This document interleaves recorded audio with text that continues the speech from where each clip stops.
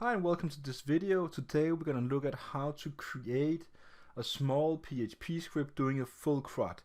So we will look at the API called MYSQLi. So let me just write this here. MySQLi is going to be the PHP API we're going to use, and we will use the database called MySQL. I already have a pre-installed version of something called WAMP on my machine, and it is for Windows. You can also find the other versions for Mac. It's called MAMP, so go ahead and do MAMP, that's for Mac. And there's also something called LAMP, and that is for Linux. Okay, so if you want to follow along with this video, where I'll show you how to use the documentation on the php.net website, how to create a very small, easy way to do a full CRUD, create, read, update, and delete, just using that API. Of course, I'm going to do it with prepared statements. I'm going to use the minimum required amount of security just to make sure that we don't have any weak code or any obvious security holes. So without further ado, let's begin. So I'm going to drag in a window where I'm gonna be at the PHP MyAdmin front page. This is the official documentation, and if you never used this before, it's gonna be a great practice for you now to understand how to use it. So version wise and everything about your PHP is not that important. Of course, if you're running PHP 5, I think it's gonna be too low, so I think at least you'd be running 7 something. So that's it. So you already noticed that I have no start code.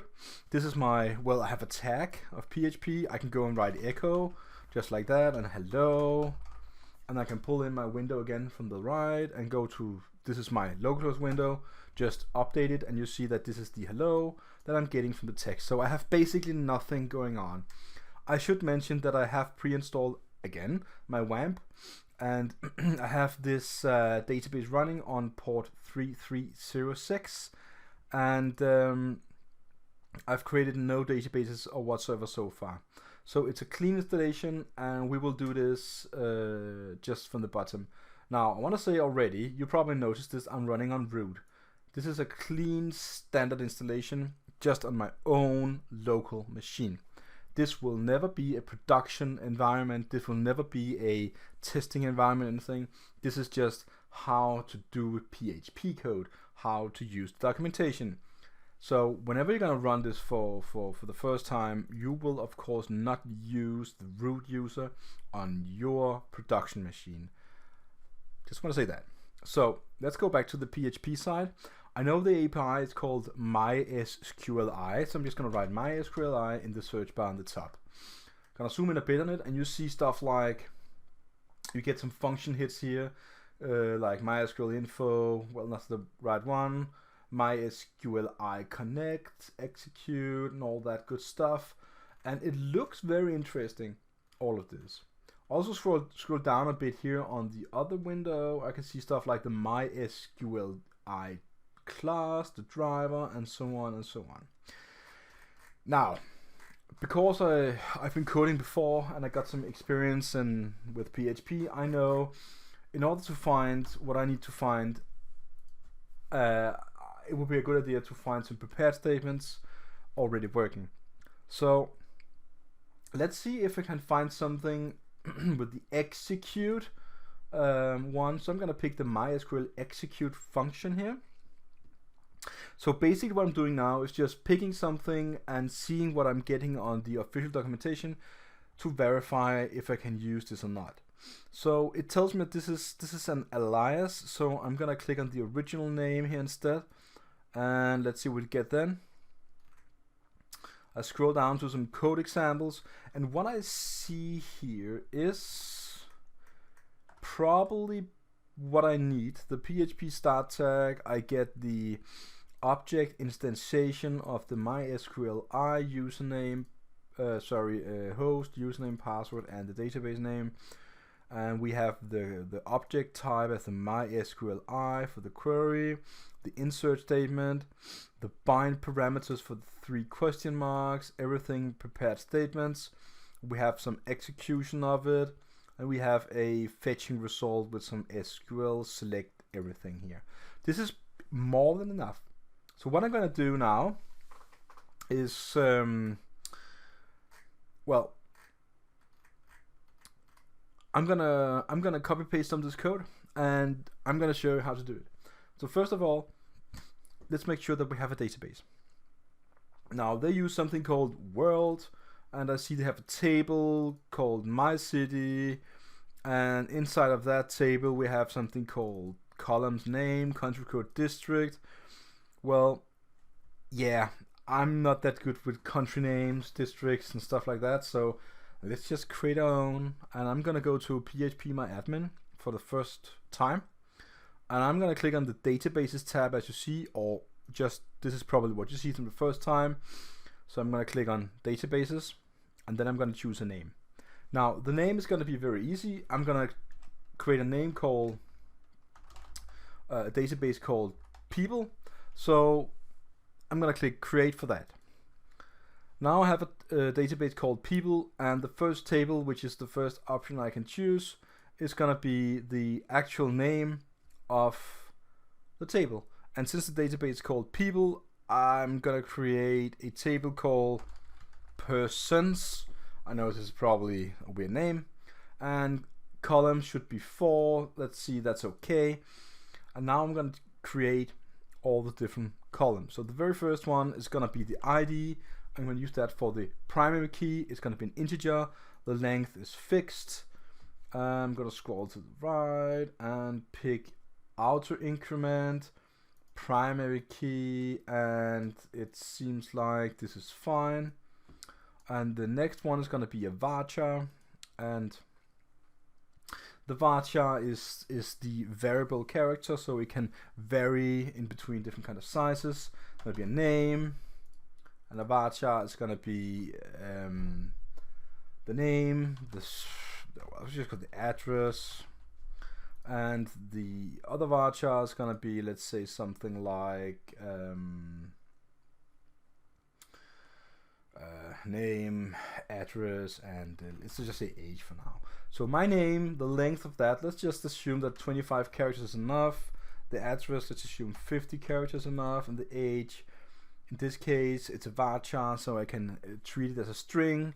So I'm not going to do math on it. So if you're going to create something in your MySQL database and you want to use math on it at some point, it's probably a good idea you choose some sort of numeric value instead of this variable character. I'm going to say 3 at the length, because you can maximum be the age of 999. So I'm going to scroll down and click save. And it seems that everything is in order. So I got my table here, it's called persons, and inside of that I can start to insert new rows. So I can click on insert if I wish to do that, and basically just fill out some values manually. So let's just create one. Let's say my name, Daniel, and let's say my address is I don't know, Banana Street 123. And the age is, just say my age is 40, which is true. I'm gonna click go, and there we go. We have the insert statement here. We can copy that if we wish to do that. But I'm gonna go to browse, and from there I can see the very first row, 1 as the primary key, the auto increment, so the next one will be 2, 3, and so forth. My name, the address, and the age. Alright, so what we need now is to go back to the code, to the editor I've chosen, of course, and then let's do some programming. Alright, so let's go to my, well, the other tab, and we have some code here going on. Now, it's a very bad idea just to copy paste everything and oh, we have a lot of errors, and no. One line at a time. So let's do, the very first line here is called the MySQLi. I'm gonna pull this in, copy paste that to my code, and now we have a very first line of code. Now I know my database is on localhost, my user is root, and I know my password is empty. Please do not do that on your production machines. This is only a local testing school experiment online tutorial guide, so you should always and never run on root, but always have a good long password. The database is called persons, if I do not remember wrongly, and basically what I can do now is go back to the browser, go to locus window, update it, and now we see some error telling us that we have unknown database called persons. So I'm going to go back to my window again and scroll down a bit and see, oh, I called it people. So I'm going to say people, update it, go back to the window, update this, and now I have a blank window. Blank windows usually is a really good idea when you come into PHP. So what you also just saw just before was an error message outputted to the actual front screen to the browser, which is something the user, the end user in another country will see, and you need to remove all error codes and everything before you're putting anything online. There are many different ways in PHP you can do that. This video is not gonna be about that, but I'm just telling you along we go that you need to make sure you don't output any kind of error messages. The next piece of code we're gonna copy is well, we don't need to create this table, we already created it, but you can do that if you wish to do it. Now we need to prepare a statement. Now this is insert. So okay, so let's in the code, let's just do this. So we have our connect string, so I'm gonna say connection here, and then we're gonna have our insert, we're gonna have our update, delete, and select. And this is the way we're gonna do it, one by one. So basically what I'm gonna do now is to pull in the window and just scroll down a bit and say that what we see is the code we need, and just to make sure that we all understand, the example we're using is the object oriented example. So we are basically creating an object using the new keyword. If you scroll down a bit, you can see the procedural style, which is kind of the same, but you don't really create an object. You use something memory wise, but you know, I like creating the objects just like this, the example we're using, because then you can reuse the variable and share them, and you class object orientation programming, and this is kind of what I think you should do. So we need to do the very first one. It's going to be the insert statement. I'm going to copy paste this just to make it easy, and go back to the insert here and say boom, this is how you insert. Now the insert is like insert into persons, I think the table was, and the first one, let me just look quickly how the structure was. It's name, address, and age. This is going to be the three values we're going to insert, and then we need to go back to the browser window once again, and we need to prepare our bind variables. So I'm going to copy paste our variables and the bind functions. I'm going to explain this just in the tad of time. So what this is doing basically is we have we prepare our statements. When you prepare a statement, you say this is the actual raw SQL, and this is the three values which is coming from the outside, probably from an HTML formula or some other sort of, you know, API or whatever. Basically what I'm doing is saying, to avoid SQL injection, I need to prepare my statements. Preparation behind it is removing all kind of special characters and making sure that you cannot inject raw SQL code that will be executed in the database, which is really, really bad. So basically, using the bind parameter function, saying we have three strings like SSS, S is for string in this case, and you can of course fill in different kind of letters here. You need to look up the bind parameter on the php.net official website or documentation, and then you can see different kind of things. But in our case, we created our table using varchars. If you look again, name, address, and age is all 3 varchars. And if you didn't know it, a varchar is treated and is the same as a string in PHP, in Java, and any other kind of language you can program in. We have 3 values called value 1, 2, and 3. Now, basically, the 3 values should probably be instantiated above. So the name is gonna be, let's just say, Bob, and the address it should be like, I had Banana Street, so I'm gonna say Apple Street this time, 1, 2, 3, and the age of Bob, let's just be 25. So this is gonna be prepared, inserted into the actual statement, and executed. So let's go ahead and look at the code again on the PHP official website. The actual execution of it requires us to do something like this. So I copy my code, go back here, and gotta say execute the statement. Now I want to kind of test the code now, because what I did is I connected, I used the same connection string again, prepare the statement, and execute it. Now let's just see what happens when I go ahead and pull in my window, go to localhost, press enter, and update the page. I got a white page, which is good in PHP. So I go back here, and I'm gonna click browse and see what I get. Now I got Bob on Apple Street 1, 2, 3, which is age of 25. This is what I expected to see, so I know that my code is working. If you wish to put this into some sort of function or class, you can do that. This is just the actual output of it, the actual code I mean, and the output is in the database. Alright, so since this is the insert, I'm gonna comment everything out now. PHP multiline comment. Let's see. Already got these, so probably not gonna work. Let's see. No. So let's just single line comments. Okay, let's just single line comments out the lines that matters. The prepare and the bind and the execute. I'm gonna keep the values, and I'm gonna, I'm just gonna comment everything out. Okay.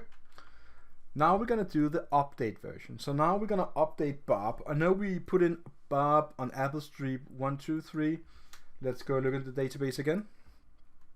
But really, he didn't live on Apple Street. He lived on another street. He also lived on Banana Street. So let's go ahead and create an update statement now where we update our code. So let's see what we can find here. The examples do not show anything about update. So what I think we should do now is to take a step back and say, okay, so we have some code using the insert statement. What about the update statement? So I think we should look at the scroll down a bit more and see if we can find something, because if you don't know how to do it, we can guess, but my best advice to you is to always look at the different kind of documentation notes to see if there's something special you need to do. The first one is called, you want us to see also the prepare statement. Let's just do that for why not. And let's see what really happens here. It's the same thing again, and we need to find something that updates. And the reason I'm looking for that is because sometimes when you go ahead and you want to update something, you get something back as a result of some sort. But okay, if you do not find anything just by looking, there's another way we can do it, and that is by using Google. So really what I'm going to do now is just go to Google and say PHP MYSQLi update prepared statement. And of course you're getting probably directed to Stack Overflow, which is in many cases okay. As a developer, you can click the link and say like, okay, so they have something here, and they say, let's see, the update statement is in the preparation, still prepare, and or bind, and we do execute and the status. So they say when you execute it, it returns a value we can read. Now this makes me think, wonder if I looked at the function called execute on the PHP official website, I could see what kind of things it could return to me, and since that would be a good idea, I'm gonna do it. So I'm gonna go to the PHP website, and I want to find something about the execute. Let's see if there's a short link on the right. Execute. There we go. And I already was there, it seems. Really good. So it says return values. Return true on success or false on failure. Okay, so that's pretty easy. Let's go back to the code then. And let's then say that we're gonna take this piece of line here for the update function. So we're gonna create the update. So instead of all this, I'm gonna say update the table persons. I'm gonna say set the name equal to, no, it wasn't the name, there was the address, and the address is what we're gonna set to something. So I'm gonna do a question mark, and then I'm gonna do a where statement, and I know the ID is equal to number 2. So for now, I'm just gonna put it there as a hard-coded value. On a real verification, you probably would get this value from the outside, and then that would be a question mark 2, of course. But for simplicity's sake, I'm gonna do it like that. I'm gonna create a variable called value1, and it's gonna be Banana Street, which is the real address, Banana Street 555. And then we're gonna take the bind from the top, and I'm only going to bind one value, so I'm going to delete the other 2s I'm not needing, and 1s, and then I'm going to execute the statement. But this time I'm going to return the result of the execute into the variable result. I'm going to do an if statement saying if the result value, which is basically the same as saying if this is true, I'm going to output successfully updated row number 2. And if it didn't succeed, I'm gonna output something like failure on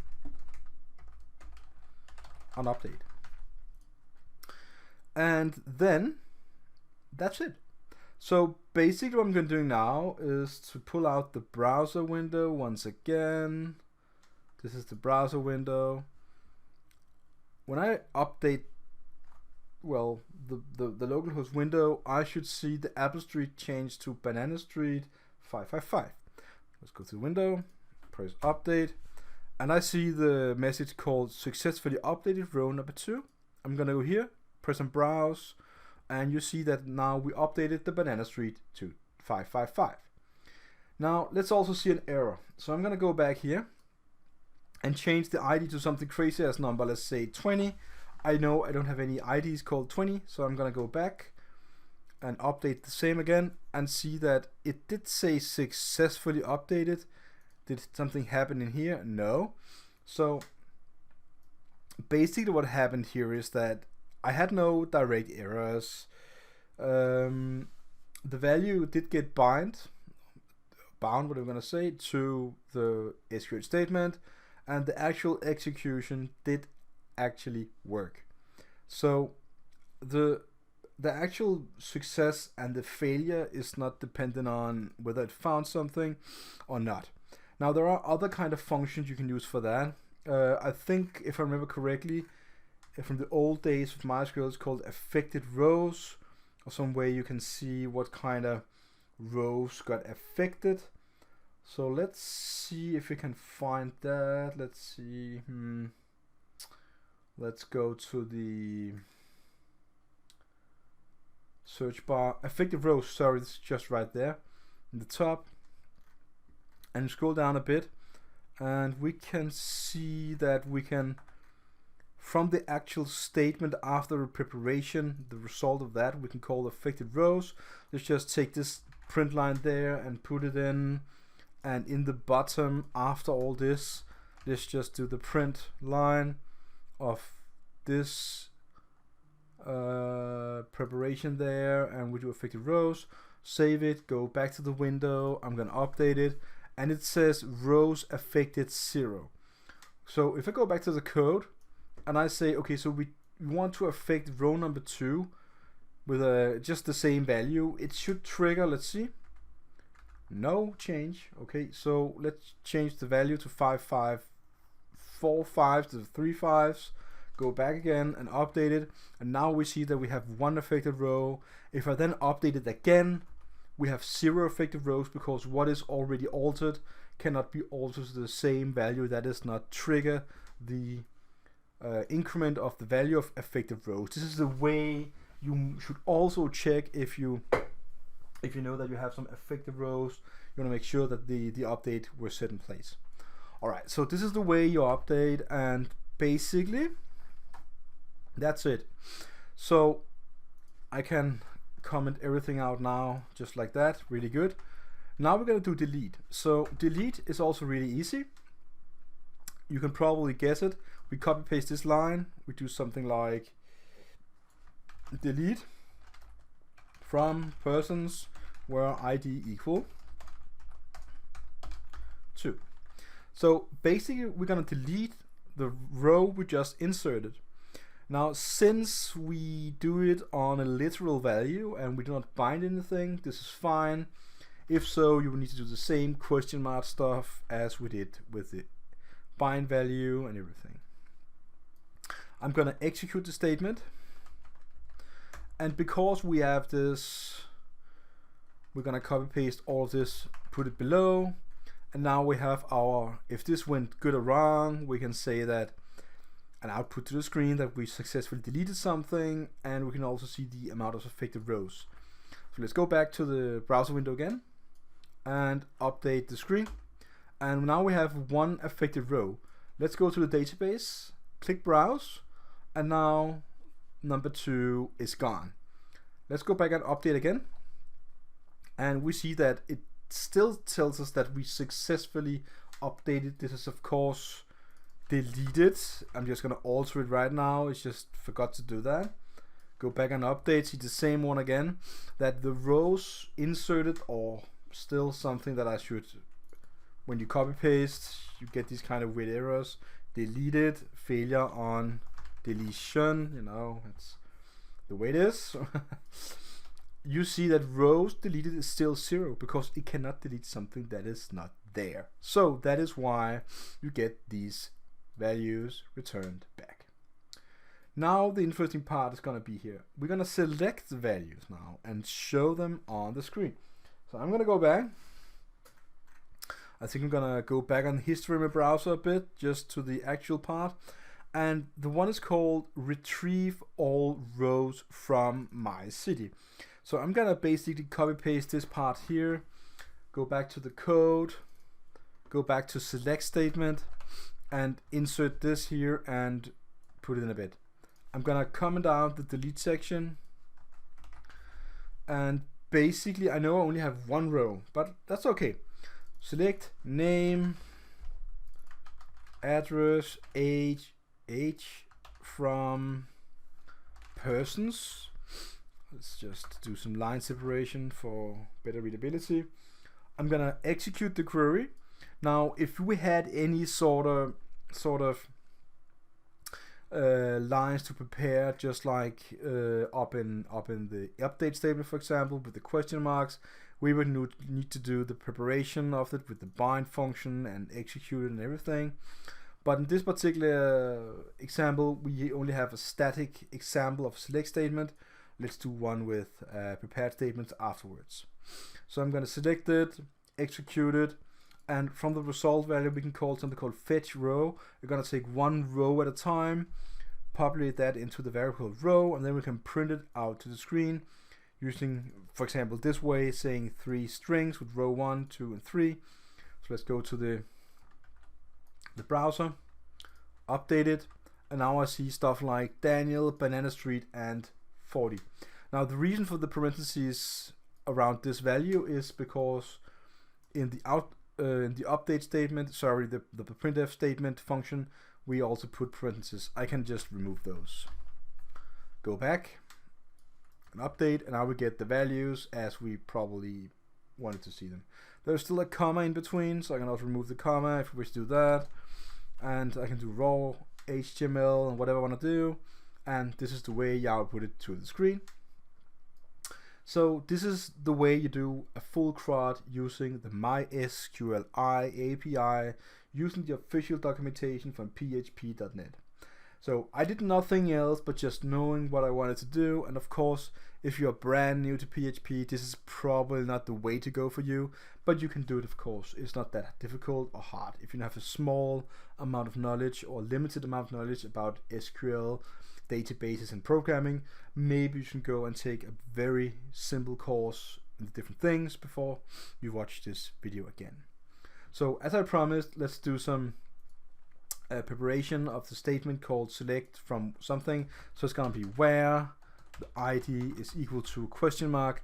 Now we need to insert a few more rows, I guess, but we don't really need to do that. So what I'm going to do is I'm going to create a variable called ID equal 1, and this is the variable we put inside here. So now I need to prepare my statement. So basically I'm going to copy paste the preparation statement from above and insert it here and say I'm going to prepare my statement here. So instead of having the SQL statement in the actual, well, we can just take the query variable and put it inside of here if we wish to do that, just like that. It will be the same. Or we can take all of the SQL code and just replace it there and delete our old variable to keep a standard we used before. Then we're gonna bind the values, and I'm gonna go up here and copy paste the bind function on below. I'll say bind, and I'm gonna take the ID, and now we're kind of forced to look at what other letter we can put inside the bind parameter. So since ID is an integer, not a string, the S would not work. So I need to go to the official documentation one more time and look at the bind parameter, which is conveniently in the quick bar. So I'm gonna click it, and I'm gonna scroll down a bit and see that I can do I as an integer, D as a double, S as a string, and so on. So I'm gonna type the letter I. Go back, type the letter I.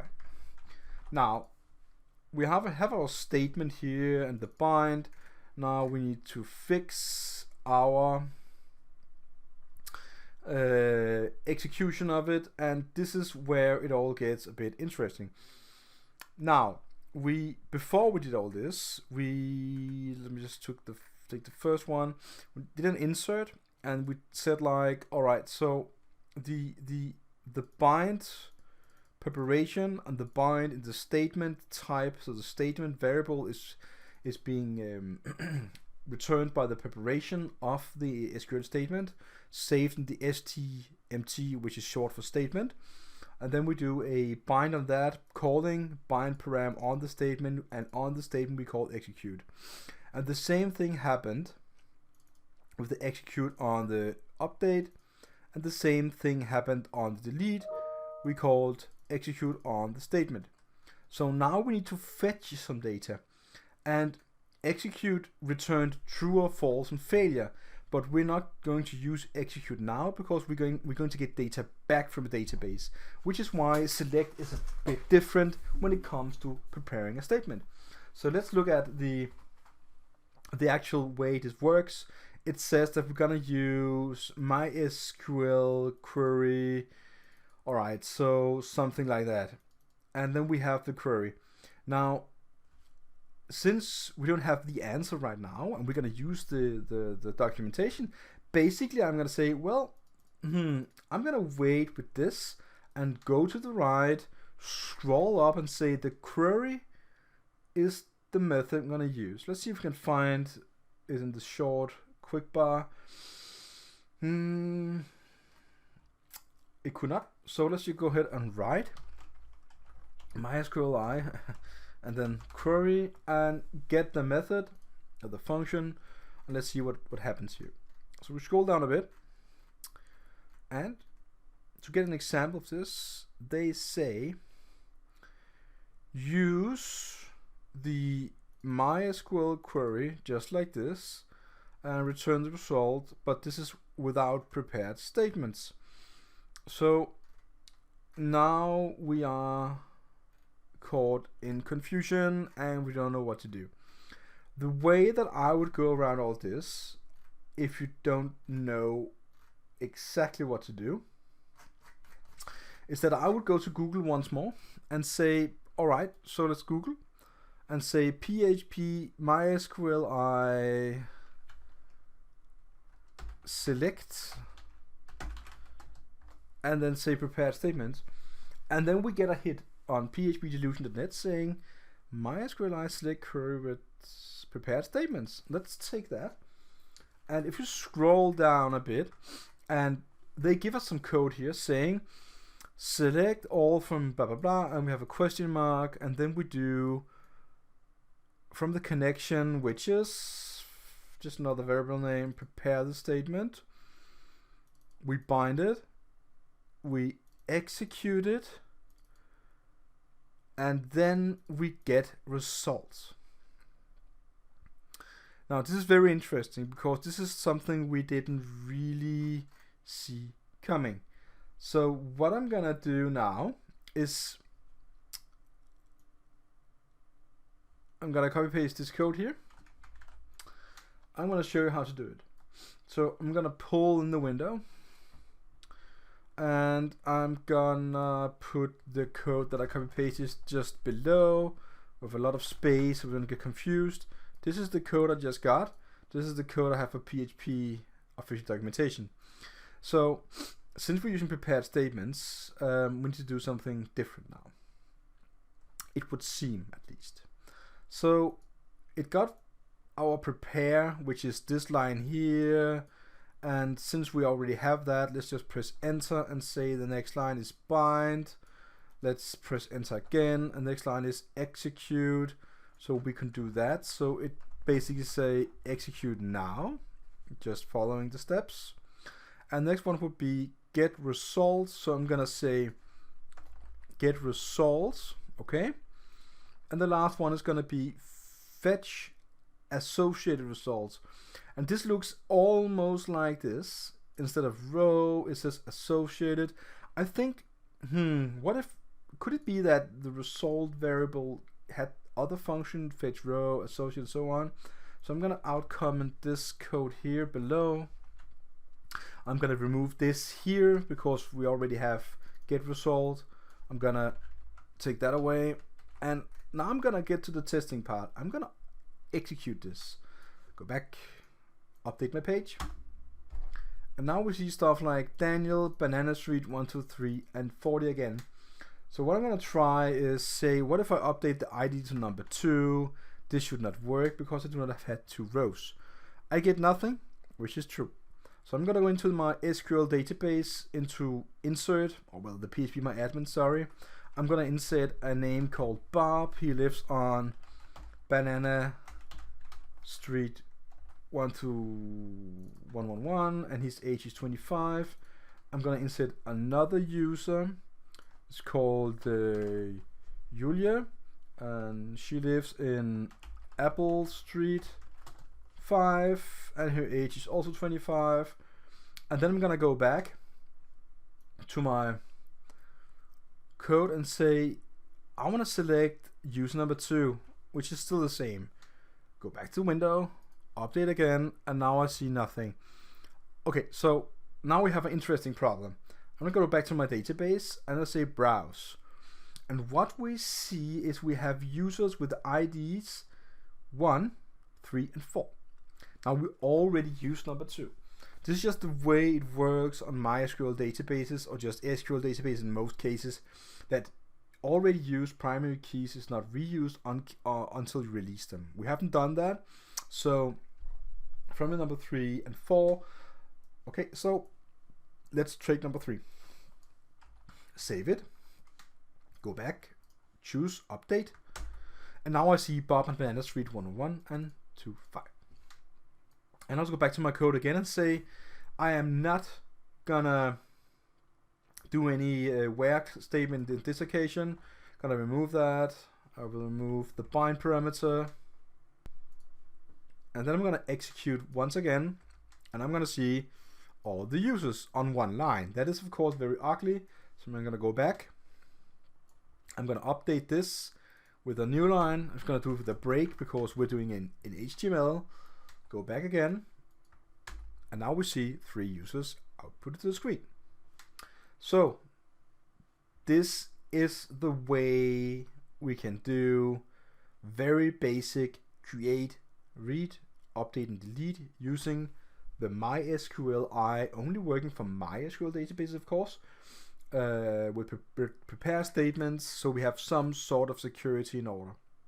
A full CRUD, okay?